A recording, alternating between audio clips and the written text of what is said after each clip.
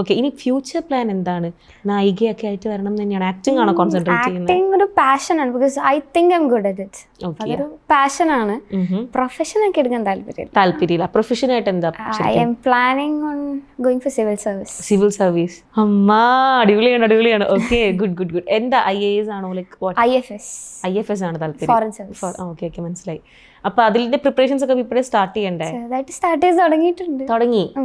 Like എന്താ, എങ്ങനെയാ prepare ചെയ്യുന്നത്? ഇപ്പൊ 11th 12th എന്തായാലും ഞാൻ ഹ്യൂമാനിറ്റീസ് തന്നെയാണ് എടുത്തിരിക്കുന്നത്. അപ്പോൾ അതൊരു ബേസ് ആയിട്ട് പഠിക്കും. Along with which I have to study 6th തൊട്ടുള്ള സോഷ്യൽ ഫുൾ പഠിക്കണം. അതുകഴിഞ്ഞിട്ട് ഇപ്പൊ കോച്ചിങ് സ്റ്റാർട്ട് ചെയ്തിട്ടുണ്ട്.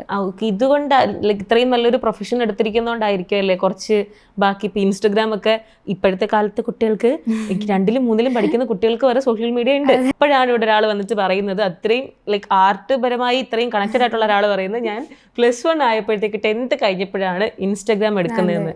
സോഷ്യൽ മീഡിയയിൽ വേറെ ഒന്നും യൂസ് ചെയ്യുന്നുണ്ടായിരുന്നില്ല. ഞാൻ അങ്ങനെ യൂസ് ചെയ്യാറുണ്ടായിരുന്നില്ല. ഫേസ്ബുക്ക് ആണെങ്കിലും അച്ഛനും അമ്മയൊന്നും ഹാൻഡിൽ ചെയ്തോണ്ടിരുന്നു. ഇൻസ്റ്റഗ്രാം ഒരു ടൈം വരെ അച്ഛനും അമ്മയും തന്നെയായിരുന്നു. പിന്നെ ഇത് കഴിഞ്ഞപ്പോൾ 10th കഴിഞ്ഞപ്പോൾ പിന്നെ ഒരു രസത്തിന് ഞാൻ ലോഗിൻ ചെയ്തപ്പോൾ അച്ഛൻ്റെ ഉണ്ട് ഹാൻഡിൽ.